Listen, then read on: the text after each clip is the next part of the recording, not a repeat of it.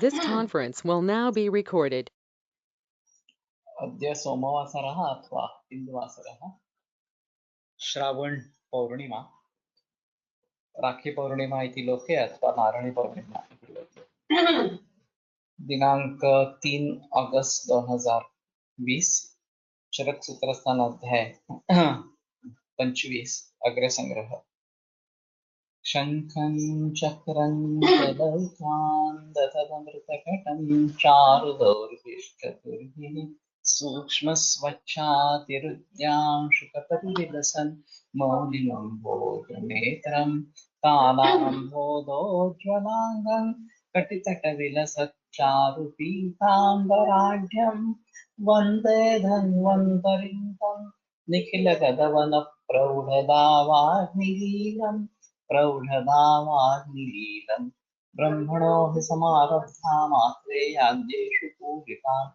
अस्मदाचार्यपर्यन्तां वन्दे गुरुपरम्पराम् आयुर्वेदरतं वन्दे माधवाख्यं महागुरुम् आयुर्वेदामृतं सर्वं शिष्येभ्यो यः प्रदत्तवान् द्रष्टाज्ञानी दृष्टकर्मा कृतकर्मा तथैव च अध्यापकोऽभिषक्श्रेष्ठो महान् संशोधकस्तथा गुणैरेतैः समुदितैः यत्कार्यं प्रतनोद्धिसः समृद्ध्यर्थं हि कार्यस्य वयं प्रयतामहे सरस्वत्यै नमो यस्याः प्रसादात् पुण्यपुण्यकर्मभिः बुद्धिदर्पणसङ्क्रान्तं जगदध्यक्षमीक्षते आत्रेयं प्रथमं वन्दे आयुर्वेदजगद्गुरुम् आयुर्वेदामृतं सर्वं गृहीत्वा हि सुरेश्वरा अग्निवेशादिकेभ्यो यत् प्रयच्छत् मुनिसत्तमः प्रथमं तन्त्रकर्तारम् अग्निवेशं नमाम्यहम्।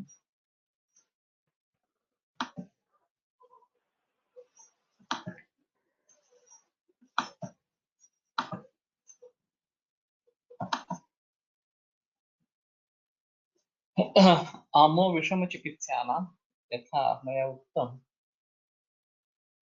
आमः पाचनम् अर्हति किन्तु आमविषं यदि भवेत् तर्हि तत् शीतचिकित्सा अपेक्षते। अतः आमविषे तावत् न शीतं नापि उष्णं कर्तुं शक्यते। तेन अयं दुश्चिकित्सा इति विषमचिकित्सा इति ज्वरो रोगाणां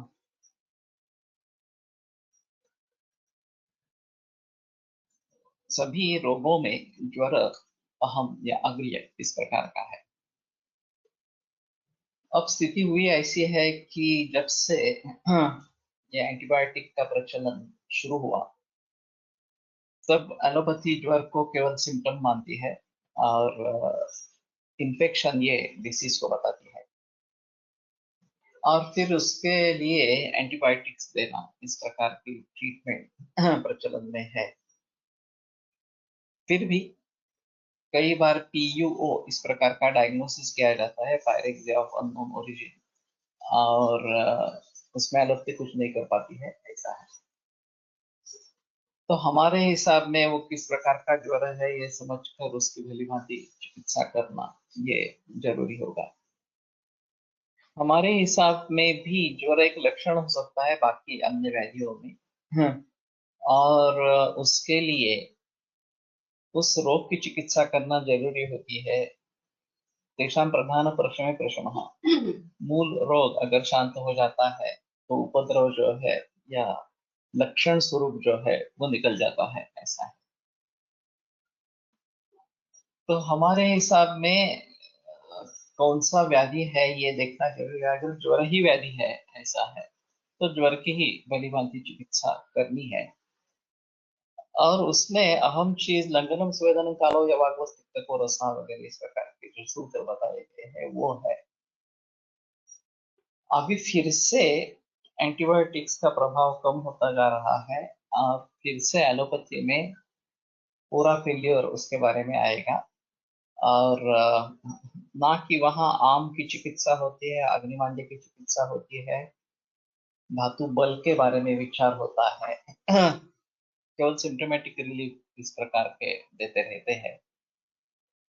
तो हमें ये बहुत जरूरी है इस प्रकार से करना कि हमारे इम्यूनिटी अच्छी कैसे बने, धातु बल अच्छा अच्छा कैसा बने, अग्निबल हम कैसे संभालें। तो ये बातें अगर करते हैं तो ही ज्वर वगैरह बीमारियों से मुक्ति पा सकते हैं। तो मूल रूप से जाकर उसकी चिकित्सा होना जरूरी है, जो हमारे ग्रंथों में जिसके बारे में स्पष्ट निर्देश है। मैंने एक लेख आयुर्विद्या में पढ़ा था, बहुत पुराने जमाने की बातें मेरे ख्याल में 25-30 बरस हो गए होंगे। और उन्होंने ये जिक्र किया था, हाँ, कि पुराने जमाने में लोगों को मालूम नहीं था, ऋषि मुनियों को, कि इस प्रकार के सूक्ष्म जंतु होते हैं, इसके कारण ये ज्वर आता है इस प्रकार से।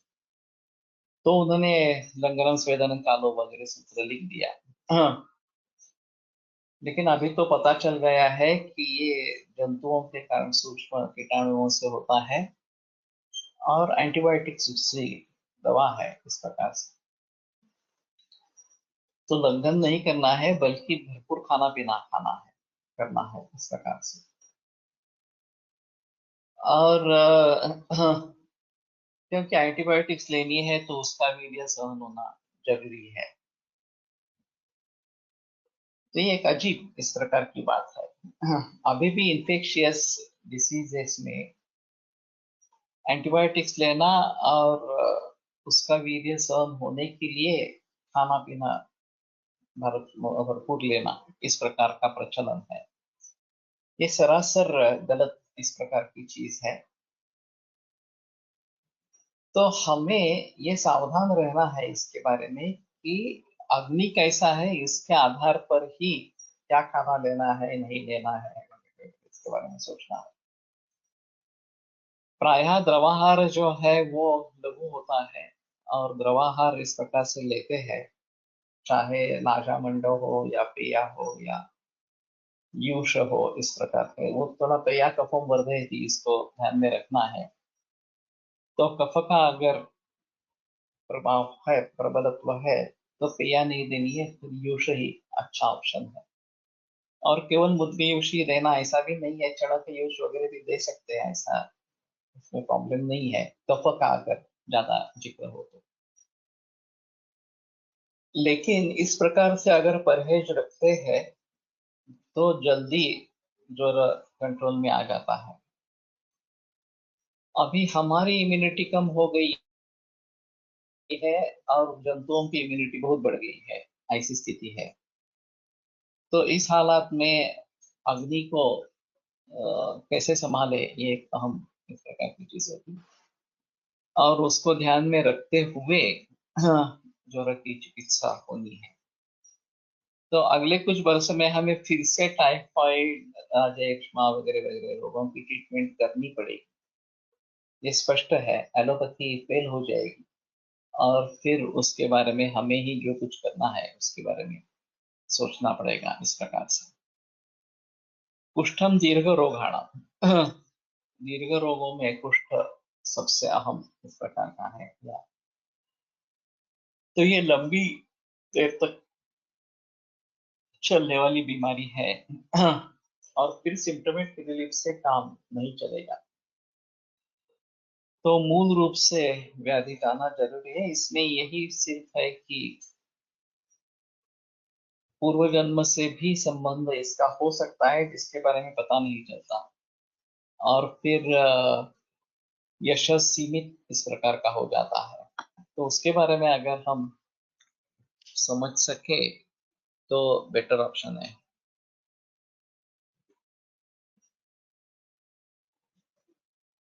सर, मंडल यूज आदि में जो जल यूज करते हैं वो औषध सिद्ध होना चाहिए क्या? जरूरी नहीं है, कर सकते हैं औषध सिद्ध ही, लेकिन ऐसे ही उबाल लेंगे तो भी चलेगा। इस प्रकार का निर्देश आया है कि ये काढ़ा बनाओ और फिर उसमें ये जूस वगैरह जो है वो बनाओ। तो अगर जरूरत है तो उस प्रकार से भी कर लेते हैं, नहीं तो वैसे भी पानी में उबाल के करेंगे तो भी चलेगा। लेकिन चढ़न रोधक भी अच्छा है इस कंडीशंस में। और उसके बारे में थोड़ा सोचना पड़ेगा। राजयक्ष्मा रोग समूहाना, राजयक्ष्मा जो है वो रोग समूहों में श्रेष्ठ अग्रय इस प्रकार का है। शिशुपाल वध में भी द्वितीय सर्ग में मावेदि यदसो एकः जेतव्यश्चेतिरादिति राजयक्ष्मेव रोगाणाम समूह समूह, इस प्रकार की उपमा दी गई है। ये चेदिराट, ये जो शिशुपाल है वो अकेला है ऐसा मत समझो, वो राजयक्ष्मा की तरह एक समूह है, राजों का समूह इस प्रकार का है। तो रोगों का समूह राजयक्ष्मा है, सिर्फ एक बीमारी नहीं है, और इसलिए उससे झगड़ना बहुत कठिन इस प्रकार का होता है। तो बहुत सारे बीमारियों का सामना करना पड़ता है। अभी उसमें भी ऐसा है कि 2 ड्रग्स से लेकर अभी 7 ड्रग तक थेरेपी राजयक्ष्मा में चलती है, ट्यूबरक्यूलोसिस में, एलोपैथी में। और फिर भी जब से एड्स आया तब से रेजिस्टेंस हो गया राजयक्ष्मा में, और अभी रेजिस्टेंट स्ट्रेन्स निर्माण हुए जो औषधियों को निष्काम कर देते हैं। तो ये बड़ी समस्या है। वो एकांगी दृष्टिकोण का परिणाम है कि सिर्फ सूक्ष्म जंतुओं का खात्मा करना, यही एक मकसद लेकर चलते हैं। इम्यूनिटी बढ़ाने के लिए बात नहीं हो रही है, ये आम चीज है। और बहुत सारे रोगों में लोगों में लक्षण भी नहीं होते हैं, और फिर एक पैच दिखाई देता है लंग्स में, और फिर राजयक्ष्मा निदान कर देते हैं। कई दफा ऐसा भी होता है कि ट्यूबरकुलिन टेस्ट निगेटिव है, मॉन्टेक्स टेस्ट निगेटिव है, फिर भी दूसरे किसी दवाइयों से फायदा नहीं होता, और जब एकेटी शुरू करते हैं तो उसका फायदा होता है, ऐसा दिखता है। तो ये समझने की बात है कि अभी लक्षण नहीं है और बीमारी है इस प्रकार से, या इन्वेस्टिगेशंस निगेटिव कह रही है फिर भी बीमारी को पकड़कर चलते हैं, ऐसा काफी दुष्कर इसमें एलोपैथी में किया जाता है। प्रमेहोनुषंगिणाम, प्रमेह जो है वो अनुषंगी लोगों में श्रेष्ठ इस प्रकार का। तो अनुषंगी का मतलब जिसके पीछे पीछे बहुत सारी बीमारियां आती रहती है, उसमें प्रमेह श्रेष्ठ है। अभी फिलहाल सिर्फ ब्लड शुगर के ऊपर ध्यान दिया जाता है। और जो भी एंटीबायोटिक डायबिटिक दवाइयां हैं वो सिर्फ शुगर को कंट्रोल करने वाली इस प्रकार की। लेकिन ये समझना जरूरी है कि केवल शुगर का ज्यादा होना यानी कि डायबिटीज, ऐसा नहीं है। अभी हमारे हिसाब में भी प्रमेह के पूर्व रूप इस प्रकार के बताए गए हैं, और वो अगर सिम्टम्स है तो उसके आधार पर ये कौन सा प्रमेय है, कफज पित्तज वातज है, उसका कौन सा प्रकार, और फिर उस आधार पर उसकी चिकित्सा इस प्रकार से आवश्यक है। और अगर आनुवंशिकता न हो तो कफज में साध्य बताए गए हैं। हाँ, अनुषंगी पिढी दर पिढी चालणारा, पिढ्यानपिढ्या चालणारा। लेकिन ये मुझे नहीं लगता, वैसे वही प्रमेय आनुवंशिक है और इस प्रकार का चलता रहता है, लेकिन अनुषंगी का मतलब उसी जन्म में उसके पीछे पीछे बाकी भी बीमारियां आती रहती है। राजयक्ष्मा उसके पुरोगामी भी रहते हैं और अनुगामी भी रहते हैं। पहले भी पूर्व रूप के आधार पर रोग होते हैं राजयक्ष्मा में, और पीछे भी उपद्रव के स्वरूप में रोग होते हैं। तो इसलिए बहुरोग पुरोगमः इस प्रकार का राजयक्ष्मा के बारे में बताते हैं, और इसमें अनुषंगिणाम इस प्रकार के बताते हैं। तो ये डायबिटिक नेफ्रोपैथी, रेटिनोपैथी, न्यूरोपैथी वगैरह जो है, या डायबिटिक फूड इस प्रकार के, ये सभी बीमारियां अनुषंग के कारण निर्माण होने वाली है, और केवल अगर हम सिम्टोमेटिक ट्रीटमेंट करते रहेंगे कि शुगर लेवल कम करना और उसी से अपने को कृतकृत्य समझना, तो वो बराबर नहीं है। तो मूल रूप से प्रमेह की चिकित्सा होनी चाहिए, वो अगर हम करते हैं तो लोगों को हम इन कॉम्प्लिकेशंस से बचा सकते हैं। क्योंकि एलोपैथी में ये सब करते हुए भी, शुगर कंट्रोल होते हुए भी रेटिनोपैथी, नेफ्रोपैथी ये होती रहेगी। और उसके लिए जो उपाय है वो मैकेनिकल उपाय इस प्रकार के हैं। क्या आप डायलिसिस करो या लेजर ट्रीटमेंट करो, इस प्रकार से। तो ये उस रोग की मूल भी चिकित्सा है ही नहीं, प्रमेय की भी है नहीं, और इन रोगों के उनके उपद्रवों की भी नहीं। लेकिन लोग उसी में धन्यता मानते हैं कि देखो हमने कितना अच्छा फिक्स किया है प्रॉब्लम किडनी फेलियर का। जनाब आप डायलिसिस करते रहो, किडनी काम करे ना करे कोई संबंध नहीं, मतलब नहीं, या किडनी ट्रांसप्लांट करो। आंखों की रोशनी चली गई है, कम हो गई है, तो लेजर ट्रीटमेंट करवाओ। अगर उससे नहीं होता है तो छोड़ दो, आगे कुछ करने का नहीं है, दृष्टि गई समझो और कुछ मत करो, इस प्रकार से। तो ये बड़ा अजीब चक्कर है इस प्रकार। तो आज बहुत बड़ा पॉपुलेशन डायबिटीज की दवा ले रहा है। हाँ। और वो उसी में धन्यता समझ रहे हैं कि हम दवा ले रहे हैं, हमने डायबिटीज को कंट्रोल किया है। उन्होंने सिर्फ शुगर को कंट्रोल किया है, डायबिटीज को कंट्रोल नहीं किया है, ये सबसे अहम चीज। तो हाँ, नो डाउट शुगर को भी कंट्रोल करना जरूरी है, वो एक अलग चीज इस प्रकार की रहेगी। लेकिन सिर्फ शुगर को ही कंट्रोल करना, ये डायबिटीज कंट्रोल करना नहीं है, ये बात हमें। पण तरी कुठे डायबिटीज पुढे बरा गेला असेल? जर तो अनुवंशिक असेल तर नाहीच बरा होत ना, यातेच आहे।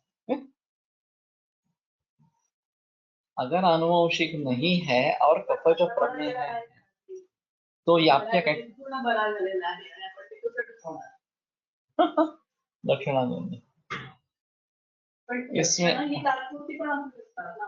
हो, आता कमी झाली म्हणजे तो बरा आहे, पण परत येऊ शकतात. आहार विहारावर तर सगळं अवलंबून आहे. याचा अर्थ मग आहार विहारच तुम्ही चांगला ठेवायला पाहिजे, असाच अर्थ आहे ना. तो अगर ये इस प्रकार से पूरी तरीके से मिटने वाला नहीं है, तो आपका कंट्रोल करना ही पड़ेगा पूरे जन्म तक, जब तक कैटेगरी में जाएगा।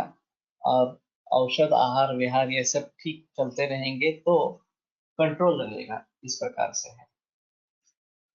अभी जो कोमॉर्बिडिटी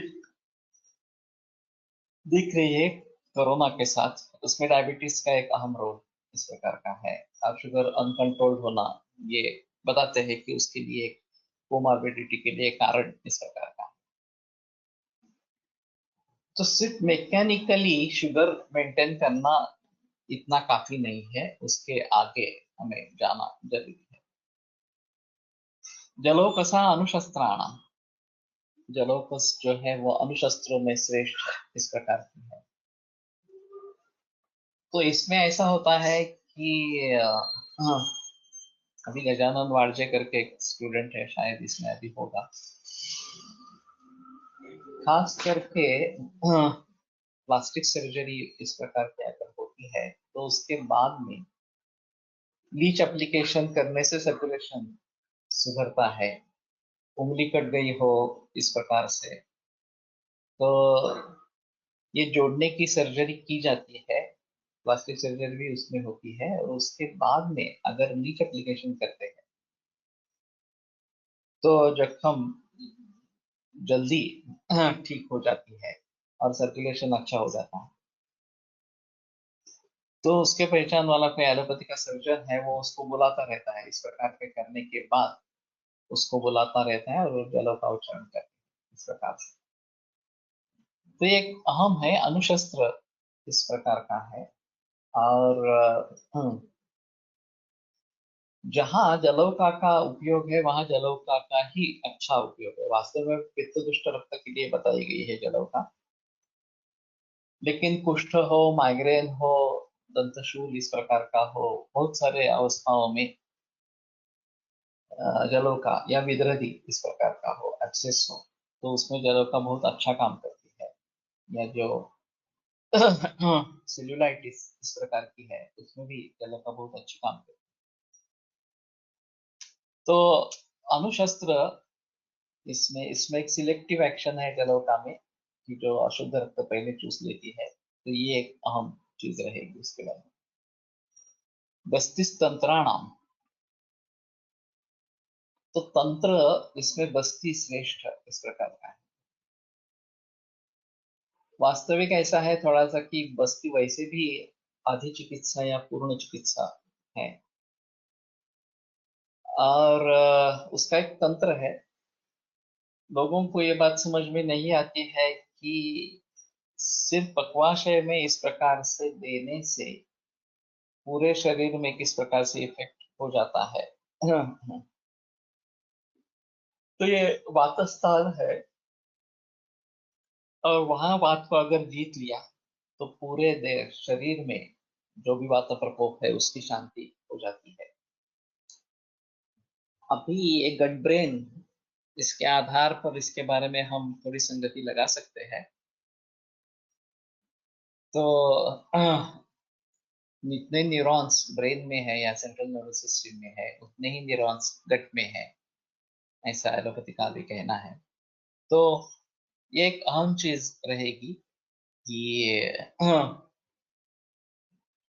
बस्ती का जो तंत्र है वो उसमें तंत्रों में वो श्रेष्ठ है। ऋत नेत्र जिह्वा श्रवण उपदेहो असं पूर्वरूपात वर्णन आहे, म्हणजे पूर्वरूपात नेत्र संदर्भात विकृतीची सुरुवात होते असं म्हणता येईल का? उपदेहो मनोवृत्ती, ऋतनेत्र जिह्वा श्रवणोपदेहो, ये सूत्र बताता है इस प्रकार का। तो कह सकते हैं कि यहाँ हाँ, विकृति हो सकती है। नेत्र मल जो है वो एक्चुअली स्नेहोक्षित विषाम ओजो मज्जा स्नेह इस प्रकार का बताया गया है। और इसमें अगर विकृति होती है, ये शुरुआत होती है, तो इसमें विकृति समझ लेना एक जरूरी इस प्रकार की चीज है। हमारे त्रिस्कंद कोश में हाँ, हेतु संबद्ध शारीरादिभाव, कार्य संबद्ध शारीरादिभाव, लक्षण संबद्ध लक्ष्य संबद्ध, चिकित्सा संबद्ध चिकित्सा औषध संबद्ध, इस प्रकार से सभी से जुड़े हुए शारीरादिभाव के बारे में जिक्र है। प्रातिपदिक कोश में भी वो होगा इस प्रकार से। तो प्रमेह के बारे में कौन कौन से अवयवों के बारे में बताया गया है, ये भी उसमें बात आएगी। और अवयव को देखने का आयुर्वेद का दृष्टिकोण अलग है और एलोपैथी का दृष्टिकोण अलग इस प्रकार का है। इस प्रकार का मल उपदेह ये जो बताते हैं वो साक्षात नेत्र से उतना संबद्ध नहीं है पटल वगैरह के हिसाब से, लेकिन मज्जा स्नेह से जुड़ा हुआ इस प्रकार का है, ये थोड़ा सा ध्यान में रखना पड़ेगा। Nowadays in one of diabetes free program, one smoothie is suggested, is it right as per our science? ये सिर्फ शुगर को कंट्रोल नहीं करना है, शुगर को कंट्रोल करने के हिसाब से वो स्मूदी दे रहे हैं, और वो बताते रहते हैं कि milk and milk products, dairy products have to be banned. और इसका कारण है कि जो A1 मिल्क अभी मिलता है जर्सी गाय का, वो कैंसर डायबिटीज का कारण है। लेकिन उनको ये पता नहीं है कि देसी मिल्क, देसी गाय का दूध, गाय का दूध डायबिटीज को ठीक कर सकता है। हाँ, तो वो वृंदावन फार्म में गए थे, जो थारपारकर गाय जहाँ पे है, भरेकर का फार्म है, तो उन्होंने वहां पे गायें देखी। 170 या 180 इतनी गायें हैं वहां पे थारपारकर। तो उन्होंने बताया भरेकर ने कि इस गाय से डायबिटीज नहीं होता है, डायबिटीज ठीक करने वाला इस प्रकार का दूध है। तो आप ये मत बताओ कि दूध ही मत लेना, जर्सी गाय का दूध मत लेना, ये कहो। और ये बाकी भी लोगों में होता है, कैंसर में भी बताते हैं दूध नहीं लेना, और मैं केवल दूध के ऊपर मरीजों को रखता हूँ। लेकिन वो जो दूध मना कर रहे हैं वो जर्सी गाय का मना कर रहे हैं, और मैं जो लेने के लिए कह रहा हूँ वो देसी गाय का कह रहा हूँ। तो इसमें काफी अंतर है। तो उसके बारे में हमें पता होना एक जरूरी है। और अगर हम शुगर कम करने के लिए इस प्रकार के कुछ स्मूदी या और कुछ इस्तेमाल करते हैं, तो हमें देखना है कि अग्नि कैसा है। अगर अग्नि अच्छा है तो ही इसके बारे में। हाँ, एनिमल प्रोडक्ट्स नहीं है एक्चुअली। मैंने जो सुना था वो मिल्क एंड मिल्क प्रोडक्ट्स के बारे में सुना था। और दूसरा एक उनका कहना था कि दूध जो बना है वो बछड़े के लिए बना है, उसके ऊपर हमारा अधिकार नहीं है इस प्रकार। लेकिन ये भी गलत चीज है। बछड़े को कितना दूध पिलाया जाता है? 1 लीटर पिलाया जाता है, उससे ज्यादा अगर पिलाया तो उसको भी अजीर्ण हो जाता है। तो बाकी दूध का क्या करें? तो इसमें अहम चीज है कि हाँ, सिर्फ कुछ बछड़े के लिए दूध नहीं है, नहीं तो हमारे यहाँ इतने सारे दूध और उसके परिणाम इसके बारे में वर्णन ही नहीं होता। क्षीर कृताभ्यास और रसायन सूत्र ही नहीं आता। अगर हम कुछ पाप कर रहे हैं, क्या बछड़े का दूध तोड़कर हम दूध पी रहे हैं, तो ये पाप है निश्चित रूप से। ये नहीं है वास्तव में। तो ये गलत फहमी है कि it is all about stopping all animal products including ghee. वो तो और मूर्खता है। दूध शायद ऐसा है, दूध और दूध से उत्पन्न हुए अन्न पदार्थ नहीं लेने हैं, और वो जर्सी गाय के लिए लागू है, उसमें संदेह नहीं। लेकिन ये देसी गाय के लिए नहीं है, ये बात पूरी ध्यान में रखनी चाहिए। They insist on curd as probiotic and patient starts eating curd frequently. ये भी गलत चीज है। तो ये तरीका ही पूरा एलोपैथी का तरीका इस प्रकार का है। हाँ, और हमारे हिसाब में तो दही नहीं लेना है, ये सबसे अहम चीज है। तो हमें इसके बारे में लोगों को सजग करना पड़ेगा। लेकिन लोग ऐसा है ना कि शुगर कम होती रहती है, इसी आनंद में रहते हैं, और उससे स्ट्रेस कम हो जाता है। ऐसा है थोड़ा सा। अगर आप समझ लेते हैं कि शुगर आपकी कम हो गई, तो आपको अच्छा लगता है कि हाँ ठीक है, मेरा डायबिटीज कंट्रोल हो गया इस प्रकार से। एका ठिकाणी वाचण्यात आले की बछड्यांना पूर्ण दूध पिले तर काही दिवसात त्याचा मृत्यू होतो। इसके बारे में तो मुझे पता नहीं है, लेकिन समझो गिर गाय 4-5 लीटर एक समय में दूध देती है, बछड़े के लिए 1 लीटर काफी होता है, बाकी तो 4 लीटर बच जाएगा। वो तो हमें इस्तेमाल करना है इस प्रकार से। हाँ, ज्यादा पिलाएंगे तो तकलीफ हो सकती है, ऐसा है। अभी खिलार के बारे में ऐसा बताते हैं कि खिलार का कुपोषण ही हो गया है, और लोगों ने उसको दूध कम देके, बछड़े को दूध कम देके बाहर बेचना शुरू कर दिया, और अगली पीढ़ियां दुर्बल होती गई और दूध कम होता गया। तो हाँ,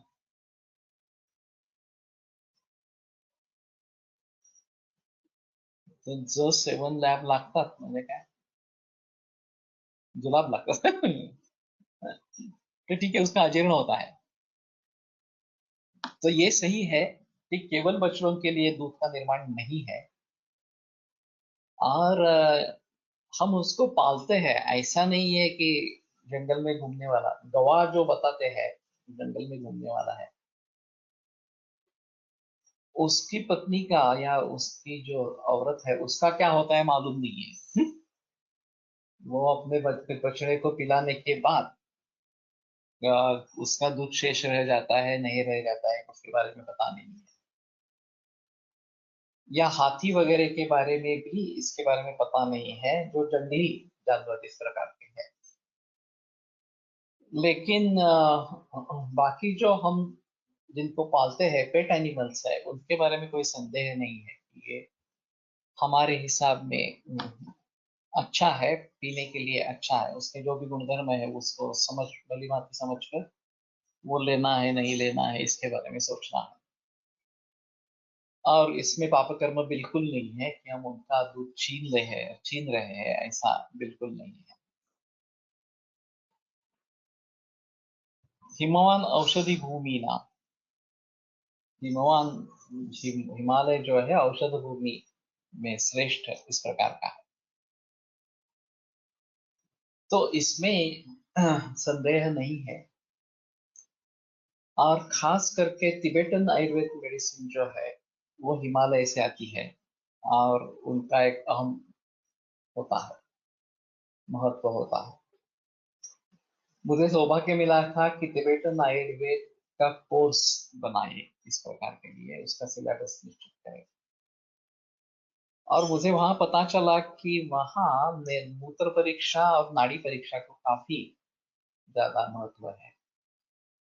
वो कह रहे थे कि मूत्र परीक्षा के लिए 200 अंकों की परीक्षा ओरल मौखिक परीक्षा रखें, और उतना मटेरियल उनके पास है। वैसे नाड़ी परीक्षा के बारे में भी इस प्रकार की मौखिक परीक्षा रखे, ये उनका आग्रह था।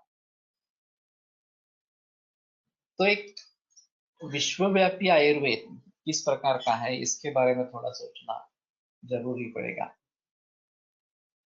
कि जैसे भारत में है वैसे श्रीलंका में आयुर्वेद है, तिबेट में आयुर्वेद है, जावा सुमात्रा वगैरह इन देशों में है। और प्राचीन काल से ये पूरा देश भारत देश काफी बड़ा था, अफगानिस्तान तक भारत ही था इस प्रकार से। और ये जावा सुमात्रा वगैरह सभी में हमारी संस्कृति थी। अच्छा राम मंदिर वहां पे है, बड़ा राम मंदिर वहां पे है इस प्रकार से। तो ऐतिहासिक दृष्टि से इन सभी चीजों को देखना है और उसमें क्या अंतर है क्या समानता है ये भी देखना है। वैसे एक सिद्ध की अलग परंपरा तमिलनाडु में चलती है। हाँ, वो ज्यादातर पारद की परंपरा इस प्रकार की रस शास्त्री की परंपरा है। लेकिन श्रीलंका में अष्टांग आयुर्वेद इस प्रकार का प्रचलन में है। लंदन में मिडिलसेक्स यूनिवर्सिटी जो है उसमें काफी लोग श्रीलंकन है, श्रीलंकन आयुर्वेद वाले हैं। और मैंने पूछा था कि अगर इस प्रकार के ग्रह बाधा भूत बाधा इस प्रकार के होते हैं तो आप क्या करते हैं। तो उन्होंने कहा कि हमारे पास भूत वैद्य रहते हैं, वो हम उनको उनके पास भेजते हैं। तो ये जो दैव व्यपाश्रय चिकित्सा है वो करने वाले अलग चिकित्सक श्रीलंका में है। तो ये भी एक अहम चीज इस प्रकार की है। तो हमारे आयुर्वेद इतिहास में वास्तव में इसके ऊपर ज्यादा जिक्र होना चाहिए कि आयुर्वेद की परंपराएं कितनी है, क्या क्या स्वरूप से है। और फिर इतिहास जानने की कोशिश करें। हमने जो इतिहास पढ़ा, वड़ोदकर या फिर आयुर्वेद का बृहद इतिहास, प्रियोत शर्मा की एक आयुर्वेद का वैज्ञानिक इतिहास इस प्रकार की किताब, वो सबसे अच्छी है। फिर भी ये जिक्र नहीं है। गोलटकर सर काश्यप संहिता का उपोद्घात पढ़ाते आयुर्वेद इतिहास के लिए। और उनका कहना था कि वहां जो इतिहास लिखा गया है वो बहुत अच्छा है। मैंने खुद तो पढ़ा नहीं है लेकिन वो वहां से वो संस्कृत में भी है और हिंदी में भी है वो जो उपोद्घात है। लेकिन हमें ये जानकारी होना जरूरी है कि आयुर्वेद कहाँ पे स्प्रेड हुआ था, कहाँ कहाँ पे था, अब किस अवस्था में है। और इसी प्रकार के सभी आयुर्वेद को समझने की हम कोशिश करेंगे, किसकी क्या विशेषता है तो ज्यादा अच्छा रहेगा। वहां ऐसा होता है तिब्बत में कि ये डलहौसी और उसके नजदीक धर्मशाला, धर्मशाला में उसका केंद्र है तिब्बतन आयुर्वेद। तो मैं बहुत दिनों से सोच रहा हूँ वहां एक बार विजिट करें, टूरिज्म के लिए जाए इस प्रकार से। और फिर धर्मशाला, डलहौसी वगैरह वगैरह ऐसा इस प्रकार का हम देख सकते हैं। और पंजाब से आगे जाना बेहतर इस प्रकार का रहेगा। तो वहां से हर बरस 2 महीने के लिए लोग वनस्पति इकट्ठा करने के लिए हिमालय में चले जाते हैं, जुलाई अगस्त में। तो उनके साथ भी जाना बेहतर होगा, लेकिन ये काफी श्रम वाला काम है। और अगर इस प्रकार की गिर्यारोहण की आदत नहीं है तो ये काफी मुश्किल काम हो सकता है। लेकिन जो तरुण वर्ग है वो तो उसमें जा सकता है, उसमें कोई प्रॉब्लम नहीं है। वैसे भी मैंने भूटान में कोशिश की थी, लेकिन हमें कोई सही आदमी नहीं मिल पाया। भूटान में भी उनका अलग आयुर्वेद है। अभी वहां भी एलोपैथी ने अपना कब्जा कर लिया है। तो अब ये बताना मुश्किल है वो कितना प्रचलन में है। सभी इंटरेस्टेड वैद्य को साथ में ले जाइए। काफी प्लानिंग करना पड़ेगा। लेकिन तलेगांव में कौन से नाम, वो जाते रहते हैं हिमालय में। नाम याद नहीं आ रहा है अभी। Any contact number of that centre? Dalhousie, Dalhousie में नहीं, एक्चुअली धर्मशाला में है। नेट में सर्च करेंगे तो आपको जरूर मिल जाएगा आपको। धर्मशाला तिब्बतन आयुर्वेद इस प्रकार से। और मरीज आते रहते हैं वहां से कि जिन्होंने इनकी दवा ले ली है, और पेशेंट को देखने की जरूरत भी नहीं रहती है। इलाभोर, हाँ, इलाभोर ये जाती रहती है हिमालय में, उससे एक बार बात करेंगे। और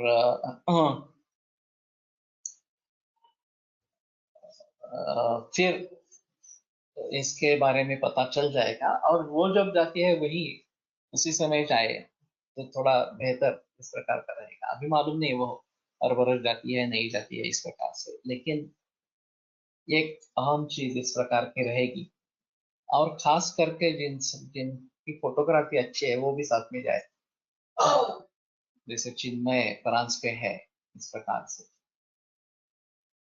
तो उसके फोटोग्राफ्स निकाले, ये भी अच्छी चीज प्रकार करेगा। और इस प्रकार की दवाइयाँ अगर हम उपयोग में लाते हैं तो काफी ज्यादा अच्छा होगा। तो एक नैसर्गिक शुद्धता वहां पे है, और क्लाइमेट का भी परिणाम है। खास करके अष्टवर्ग जो है वो वहीं पे मिलता है, तो उसके लिए वो अच्छा है। सोम औषधि नाम, औषधि में सोम श्रेष्ठ है। अभी ये काफी दिक्कत वाली बात है, क्योंकि सोम क्या है इसके बारे में काफी बहस हुई है। और पूरा पता नहीं चल रहा कि सोम है क्या। चिंग काशीकर की एक किताब है, आइडेंटिफिकेशन ऑफ सोम। और वो वैदिक परंपरा के अनुसार उन्होंने उसके बारे में संशोधन किया है। अभी मालूम नहीं वो अवेलेबल है या नहीं है।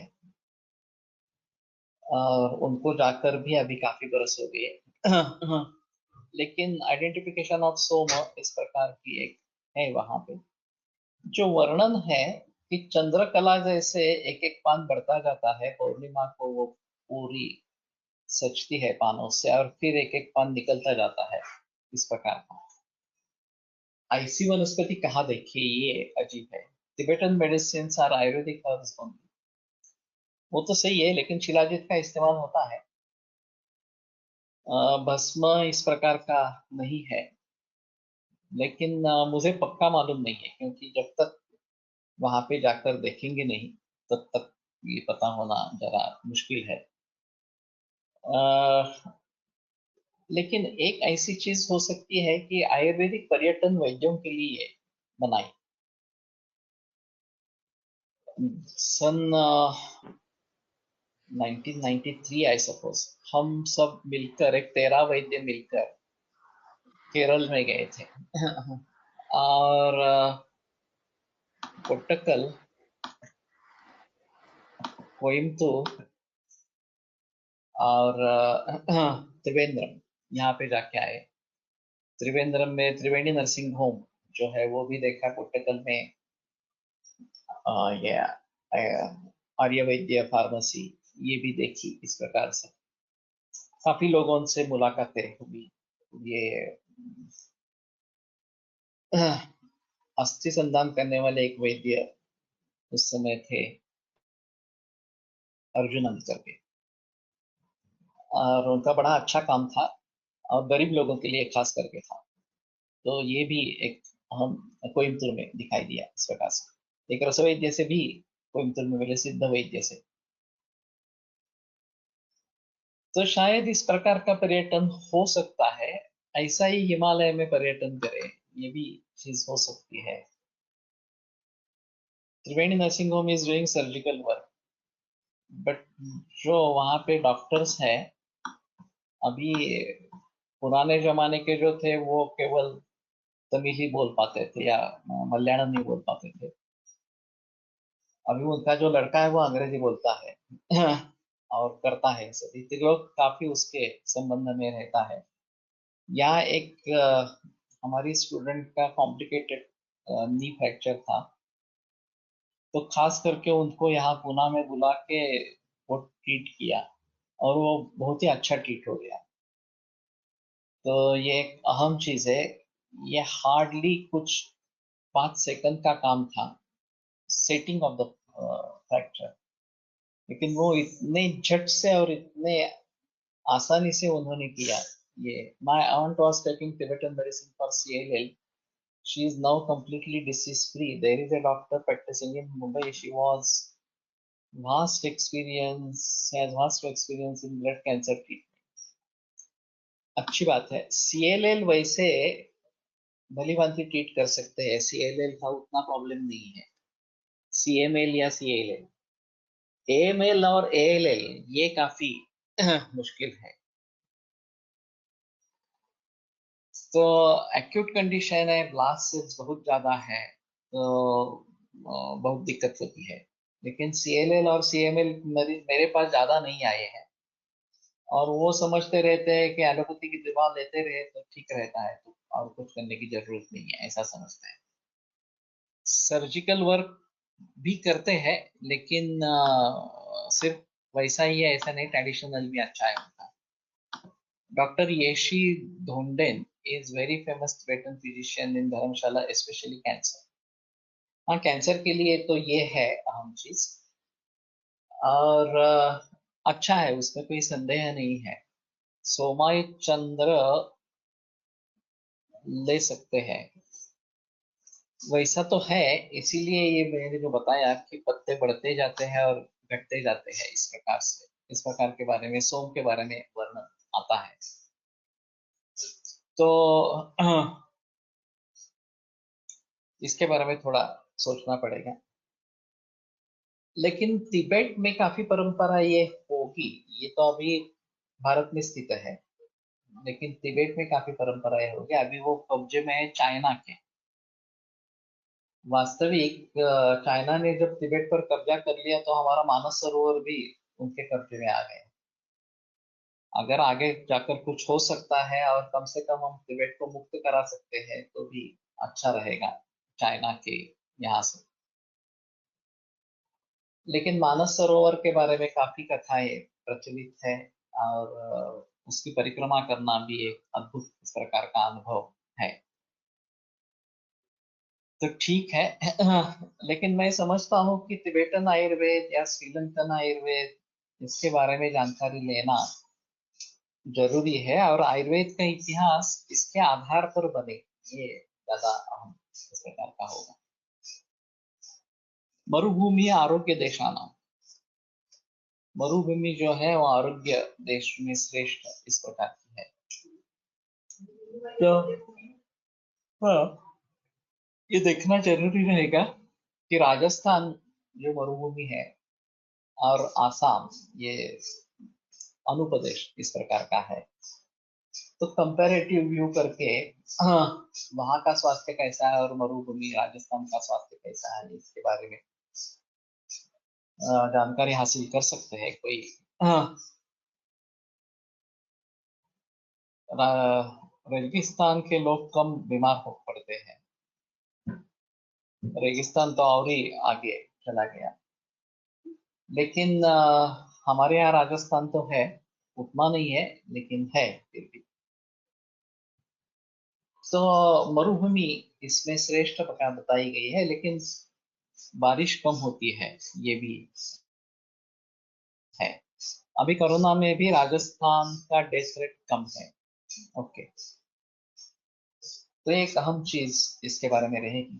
कल राज ठाकरे की मुलाकात लगी थी टीवी पर, तो उसका जिक्र था कि हमारी आबादी 135 करोड़ है और उसमें कोरोना ग्रस्त 13-14 लाख के हैं और उसमें मरने वाले 27,000। तो ये प्रोपोर्शन अगर देखेंगे तो खामखा हमने उनको सर पे चढ़ा रखा है, इस प्रकार का कहना था। या भूमीला मरुभूमी का म्हणतात एक्चुअली वाळवंटी प्रदेश, मरु देश जो है वो वाळवंटी प्रदेश इस प्रकार का, सैंडी इस प्रकार का बताया जाता है। वो उसका वही मीनिंग इस प्रकार का है। कच्छ ऑल्सो मरुभूमि, यस, वाळूचे आधिक्य असते, दैट इज ट्रू। तो इसके बारे में थोड़ा सोचना इस प्रकार का पड़ेगा। रेयरली ऐसा होता है कि सेहत के लिए देश चेंज करने के लिए बताया जाता है। वेणुमाधव शास्त्री जोशी के पास एक केस थी तमक श्वास की और कफ प्रधान था, मुंबई में रहते थे और समुन्द्र के नजदीक रहते थे। तो फिर उन्होंने सलाह दे दी कि आप ये छोड़ो और पुणे में जाकर रहो या सातारा वगैरह ऐसे डिस्ट्रिक्ट में जाकर रहो, और उस प्रकार से करने से वो उसकी बीमारी हट गई। तो ये भी पॉसिबल है कि अगर अनुप्रदेश है और आपको कफज व्याधि इस प्रकार का है तो देश परिवर्तन करने से फायदा इस प्रकार का होता है। और उल्टा भी हो सकता है, अगर वात प्राधान्य है तमक श्वास में और मरुभूमि में रह गए रहते हैं तो उसको थोड़ा साधारण अनूप की तरफ जाने के लिए कहो, तो साधारण अनूप में जाएंगे तो ये तकलीफ कम हो जाती है। ईशान्येकडील राज्यामध्ये सोगारिपा नावाची चिकित्सा केली जाते। आयुष मध्ये एस फॉर सोगारिपा, एस फॉर सिद्ध। मुझे भी जो पता है वो सिद्ध है, सोगारिपा नहीं है। सोगारिपा मैंने कभी नाम सुना था, लेकिन मालूम नहीं है कि ये क्या चिकित्सा है इस प्रकार से, और शायद तिब्बत से ही जुड़ी हो, पता नहीं है। सिद्ध एंड सोगारिपा तो ठीक है, लेकिन सोगारिपा के बारे में जो भी जानकारी हो वो प्रकट करो, वो बेटर ऑप्शन इस प्रकार का रहेगा। और मूल ग्रंथ किस भाषा में है, ये भी एक अहम चीज रहेगी। सिद्ध जो है वो तमिल भाषा में है। मैंने एक सुना था कि 2 ही श्लोक है तमिल में और उसमें उनका पूरा वैद्य समा गया है। काफी आश्चर्यपूर्ण इस प्रकार का है। और आयुर्वेद तो संस्कृत में है, उसमें संदेह नहीं है इस प्रकार से। तिबेटन जो है वो तिबेटन लैंग्वेज में है, और आयुष वेबसाईटवर माहिती आहे ट्रेडिशनल मेडिसिन आहे, लेकिन उसके बारे में अधिक जानकारी कहाँ से मिलेगी ये थोड़ा देखो। और जैसे मैं बता रहा हूँ कि तिबेटन मेडिसिन ओनली, ठीक है, सोवा रिगपा। हम खुद इस प्रकार का पर्यटन निकाले वैद्यों के लिए। वैसे केरल फेमस है इसके बारे में, वैसा निसर्ग भी अच्छा है केरल में। केरल में ये भी धर्मशाला भी हिमालय है, तो उसका भी निसर्ग सौंदर्य बहुत अच्छा है। और राजस्थान में कुछ प्रचलन है अलग सा, आयुर्वेद का ही है। और मालूम नहीं उत्तराखंड में इसके बारे में और कुछ है क्या इस प्रकार के देखने लायक। तो भिन्न भिन्न देशों में, प्रांतों में जो है आयुर्वेद का प्रचलन, वो भी एक बार देखिए। आत्ताच आयुषमध्ये ऍड झाले आहे, ओके, त्यांचे वेगळे सर्टिफिकेट कोर्सेस असतात, ओके। भाषा कौन सी रहती है, तिबेटन पढ़ने की। राजस्थान मध्ये अग्निकर्म प्रचलन जास्त आहे असं ऐकले, ओके। एक्चुअली जब मुझे संहिता लिखनी है तो मैंने सोचा है कि मैं पूरे भारत का भ्रमण करूंगा। ऑफ कोर्स ये तो पैदल जाना मुश्किल है। सभी वाहनों का प्रयोग करके मैं जाऊंगा, चाहे प्लेन हो या कार हो वगैरह वगैरह इस प्रकार से। लेकिन कहाँ आयुर्वेद का किस प्रकार का प्रचलन है ये समझने की कोशिश करेंगे। और दूसरा मकसद है कि जो भी बीमारियां अलग इस प्रकार की कुछ रहेगी, जैसे श्लीपद हम यहाँ नहीं देखते जो आसाम में है, तो उन बीमारियों के बारे में फर्स्ट हैंड इंफॉर्मेशन होना ये जरूरी है कि किस प्रकार के मरीज होते हैं, कारण क्या होते हैं, और लक्षण समुच्चय कैसा रहता है, खाद्य सातत्य किस प्रकार का रहता है वगैरह। तो अगर ये हिंदी या अंग्रेजी भाषा में उपलब्ध है तो एक बात हो सकती है कि वो पढ़े, वो सीखे इस प्रकार से। अभी एक गव्य सिद्ध का प्रचलन कुछ चल रहा है तमिलनाडु से लेकर, लेकिन उसमें मूल साइंस, दोषधातु मतलब विज्ञान वगैरह के बारे में कितना जिक्र रह गया है मुझे पता नहीं है। गाय के बारे में, उसके दूध वगैरह के बारे में ये ठीक है, वो अलग चीज है। वैसे हमारे स्कंद कोश में, हेतु कोश में और औषध कोश में दूध, दही, घृत, इन सभी के बारे में काफी जानकारी है, सभी जो इकट्ठा की गई है, तो उसको थोड़ा सा भली भांति देखना पड़ेगा। लेकिन अभी हमारे ग्रुप में मैं समझता हूँ कि काफी देशों से लोग होंगे, तो महाराष्ट्र के बाहर से कितने लोग हैं वो अपना अपना नाम बताए। जैसे हरि शर्मा, हरित ना का हरित, राजा ये हरियाणा से है, विष्णु विष्णु हरित। देश विदेशातील आयुर्वेद डॉक्युमेंटरी सरकारला काढण्यास उद्युक्त करता आले तर सर्व जगाला आयुर्वेदाची व्यापकता कळेल। ये तो होना है। सरकार करे न करे, मेरा मेरा सुझाव तो है इसके बारे में। अभी ये सुना था कि बारामती में कोई संकुल है, अप्पा साहेब पवार, उनके बेटे राजेंद्र पवार और उनकी पत्नी। अप्पा साहेब पवार तो चल बसे, शरद पवार के बड़े बंधु, वो आयुर्वेद की प्रदर्शनी वहां पे करना चाहते हैं, जो कायम स्वरूप इस प्रकार की होगी। तो उसने इन सभी के बारे में जिक्र हो तो ज्यादा रहेगा कि आयुर्वेद कहाँ कहाँ में प्रचलन है, उसकी डॉक्यूमेंट्री बना के वो दिखाएंगे।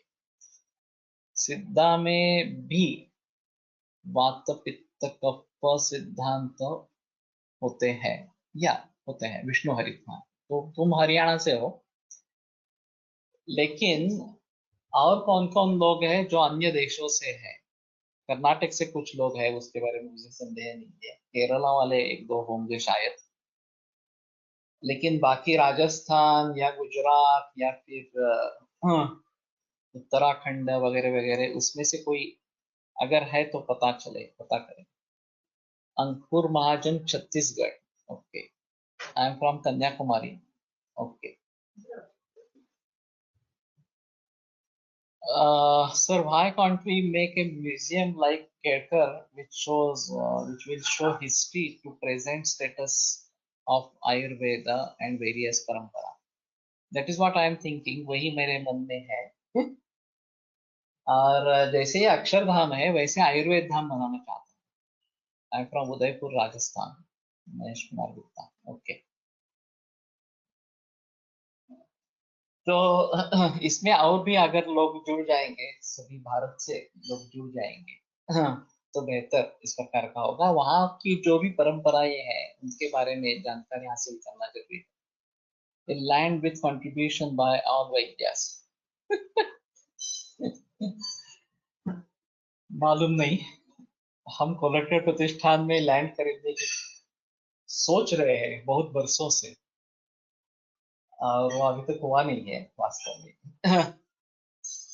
तो मुझे अब इस बात पर विश्वास नहीं है कि लोग इकट्ठा आकर कुछ काम करेंगे। जब तक कोई एक नेतृत्व नहीं होगा तब तक ये मुनासिब नहीं होगा।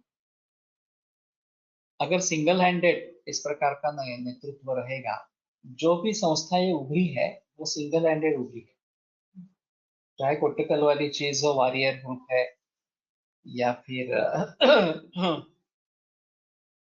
वैद्य नृसिंहाचार्य भाग्यवाड़ीकर सोलापुर में है, गुणे शास्त्री नगर में है, पुरुषोत्तम शास्त्री नांदल पुणे में है।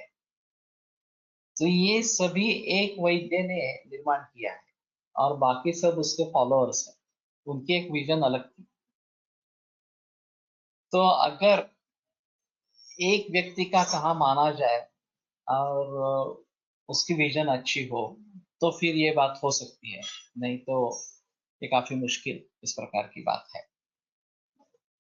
तो एनीवे, लोगों को इसके बारे में अवगत कराने के लिए ये एक अहम चीज रहेगी, और खास करके ये शास्त्र है ये बताने के लिए और प्रयास करने पड़ेंगे। तो अभी सबसे बड़ी दिक्कत ये है कि लोग इसको शास्त्र को शास्त्र नहीं मानते हैं, सिर्फ एलोपैथी के ही शास्त्र मानते हैं। और ये गलत सहमी कैसे दूर करे, ये एक अहम चीज है। तो वो तो मेरे ख्याल में, हाँ, जब लोग चिकित्सा का अनुभव लेंगे आयुर्वेद के, और वो बड़े पैमाने पर होगा, पूरे भारत भर में आयुर्वेद का प्रचलन बढ़ेगा, तो लोग उसमें विश्वास करेंगे और उसको शास्त्र समझेंगे इस प्रकार से। तो उसकी दिशा में तो प्रयास कर रहे हैं। और अभी तक बहुत ही कम मार्गक्रमण हुआ है, लेकिन मैं विश्वास रखता हूँ कि आगे के 50 वर्षों में ये पॉसिबल इस प्रकार का होगा। ये जो इस्कॉन की मूवमेंट है, श्रील प्रभुपाद जो अमेरिका में गए और फिर 10 बरस में उन्होंने 700 मंदिर बनाए अमेरिका में। 60 बरस तक तो वहां ये भारत में काम करते रहे, लेकिन कुछ नहीं बना। तो ये शायद उम्मीद हो सकती है कि विदेशों में ही हमें ज्यादा सपोर्ट मिले इस प्रकार से। The Union Cabinet has approved setting up of National Institute of Sovarikpa (NISR) at Leh, Union Territory of Ladakh, internet. काफी अच्छा है। तो ये मैं ख्याल में समझता हूँ कि अगर तिबेटन आयुर्वेद का ही एक भाग है तो वो उसमें लेना चाहते हैं, ऐसा है। There can be only one captain to sail ship in proper direction, a ship famous proverb आहे या, और वही हमारी मुसीबत है। खास करके कोलटकर प्रतिष्ठान में भी यही मुसीबत है। और मैंने कई सुझाव विभिन्न प्रकार के दिए हैं जो अभी सबसे अच्छा सुझाव रहा और जो प्रचलन में है वो गुरुकुल का है।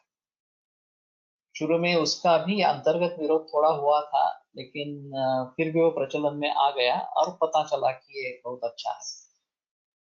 वैसे मैंने प्रातिपदिक कोश का भी सुझाव दिया था, और जब वो नहीं होने वाला है ऐसा मैं समझ गया, तो मैंने अपने तरीके से उसका उसका आरंभ कर दिया।